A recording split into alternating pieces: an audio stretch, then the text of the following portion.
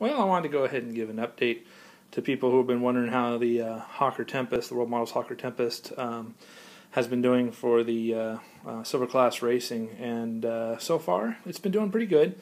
We had a race about a little over a week ago in Sacramento, the Tres Kahuna, and did okay, but I did have a problem where since I'm running 55% on this with 1413 on the YS 115, that I'm running out of fuel. I was out of two heats. I ran out waiting for to land. So I think just because that the 115 gobbles up more fuel, especially when using that 55%, that I'm going to be putting a much larger tank in here.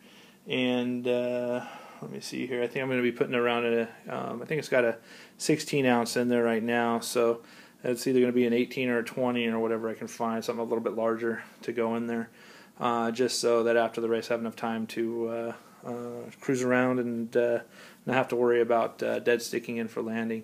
So one of the last heats, when I ran out of fuel, it was out. Unfortunately, it was out towards the away from the field, so it landed in the weeds, and forgot to put my landing gear up, so it ripped them out. So I'm in the middle of fixing those right now, but just wanted to give you an update on how the firewall's holding up with the hide mount there. It's doing really well. It's still very strong, and since I've done the reinforcement on it, you can see here with the kind of putting a little extra stock wood stock in there and then beefing it up. It's held up real fine, and still no movement, no cracks or anything. So it's doing really, really well.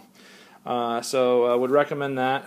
But the other modification I'm going to make on this is, since the this motor really does knock around a lot, the cowling's having a hard time staying on, in the sense that the screws are coming loose, and even with these easy mounts, they're just not holding up. And I don't really like these that much anyway, because if you just happen to twist them a little too much, it kind of breaks those nylon threads in there.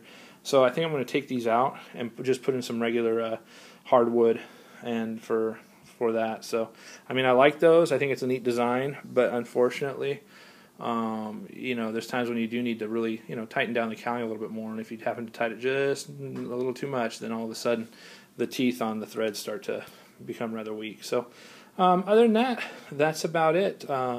Hopefully at some point, if one of the races, we'll get some video of it. But with this plane running the 115 with the 1413 APC narrow prop and 55%, my running times right now are coming in at 156, 157, so doing very, very well. So anyway, I'll give you some updates on the another video once I get that going, showing the new fuel tank in there. So anyway, stay tuned.